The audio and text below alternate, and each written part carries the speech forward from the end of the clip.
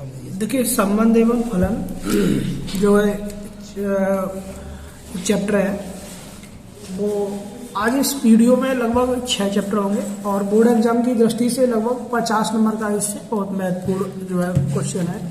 अगर ये टॉपिक तैयार हो जाएंगे तो इसी टॉपिक के आधार पर ये गारंटी नहीं हो सकती है कि क्वेश्चन यही आए, लेकिन हाँ ये जरूर है कि अगर यहाँ से क्वेश्चन आया तो इस टॉपिक आपके क्लियर है तो क्वेश्चन आप कर लेंगे, क्योंकि मैथ हमेशा टॉपिक में चलता है। और जैसे कि हमारा पास जो पहला चैप्टर है संबंध एवं फलन, ठीक है, उसको हम लोग देखेंगे।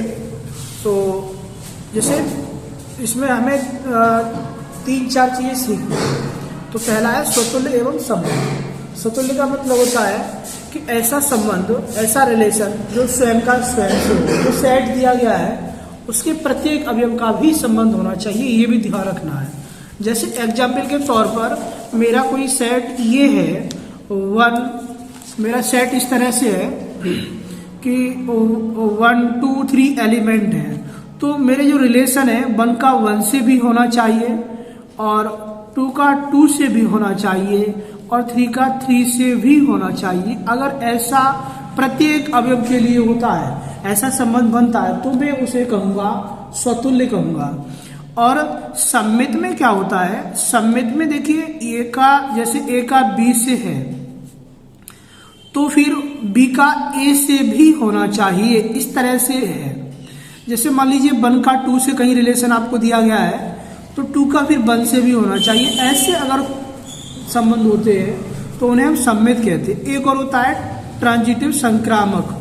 संक्रामक जो होता है, अगर ए का कहीं बी से है तो फिर बी का सी से होना चाहिए और ए का सी से होना चाहिए। इस प्रकार के जो संबंध है वो आपके संक्रामक होते हैं। एक बार आपको समझ में आ गया होगा, कहीं अगर मेरा संबंध इस तरह से बन रहा है, 1 का 2 से बन रहा है, 2 का 3 से बन रहा है, तो फिर इन दोनों का भी होना चाहिए, 1 का 3 से होना चाहिए। ये होते हैं, ये क्या होते हैं? संक्रामक होते हैं। और अगर सेट में कहीं ये सममित, संक्रामक और स्वतुल्य तीनों ही अगर रिलेशन बन जाते हैं, अगर तीनों रिलेशन बन जाते हैं तो उसको हम कहते हैं तुल्यता संबंध। ये आपको याद रहेगा, एक बार इसको रिपीट कर दिया जाए कि स्वतुल्य में क्या होता है? स्वयं का स्वयं से होता है, ए का ए से, बी का बी से और सी का सी से, और जितने भी एलिमेंट दिए उसका सबका होना चाहिए संबंध।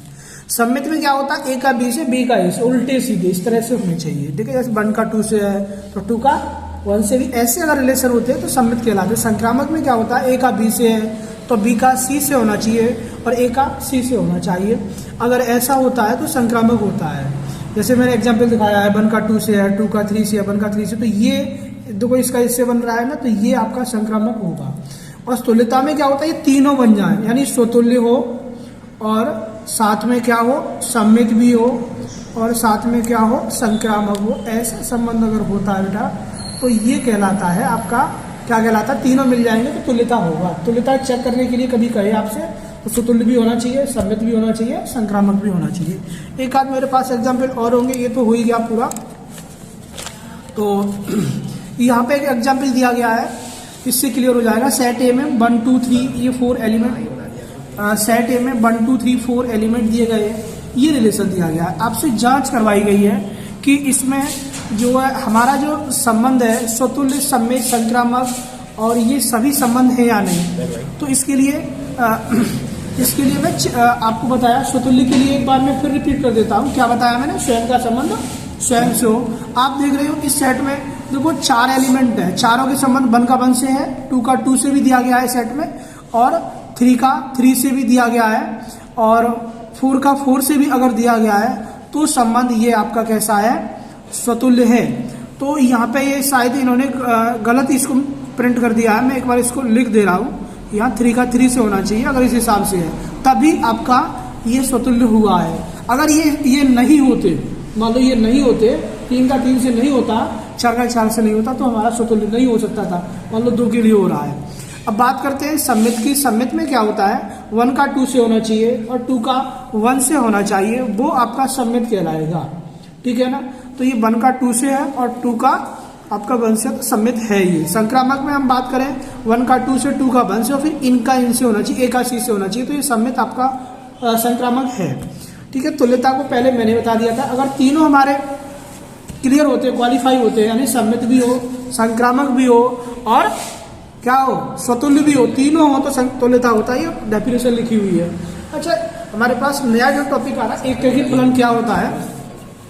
एकैकी फलन क्या होता है, देखिए एकैकी फलन में एक अवयव का संबंध, ये सेट ए है आपका और ये क्या है, सेट बी का।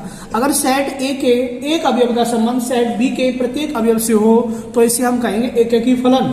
क्या कहेंगे, एकैकी फलन। और जो है हमारा, अब इसके बाद हमारा बहुएकैकी है। बहुएकैकी में यानी बहुत से एलिमेंट का संबंध, ए के बहुत से एलिमेंट का संबंध बी के एक अवयव से होता है तो उसे हम बहुएकैकी कहते हैं। जैसे आप देख रहे हो, 2 का अवयव बी, 2 का संबंध भी बी से है और 3 का संबंध भी बी से है। क्लियर। अब बात करते हैं अच्छादक। अच्छादी क्या होता है कि बी का प्रत्येक अवयव, हमें इसमें बी को चेक करते हैं, बी का अच्छादी में बी का प्रत्येक अवयव ए के एक अवयव से संबंध बनाता हो, बी का प्रत्येक अवयव संबंध बनाता हो। यहाँ कोई भी अवयव खाली नहीं होना चाहिए, ये है अच्छादी की पहचान। ठीक है, तो ये अच्छादी हो गया आपका। इसके बाद हमारा है ये डेफिनेशन वही लिखी हुई है, इसको हमें चेक करवाया गया कि ये आपको जांच करना है कि अच्छादी तो है परंतु आपका एकैकी नहीं है। तो देखो आपको दिया गया है कि F1 का संबंध F2 से है, यानी F1 का संबंध F2 से है, 1 बराबर 2 के नहीं होता है, यानी 1 का संबंध भी 1 से आ रहा है और 2 का संबंध भी 1 से आ रहा है, तो एकैकी नहीं हो सकता। क्योंकि एकैकी डेफिनेशन देखो यहाँ, जैसे मेरे पास जो निकल के आया फॉर्मूला tan इनवर्स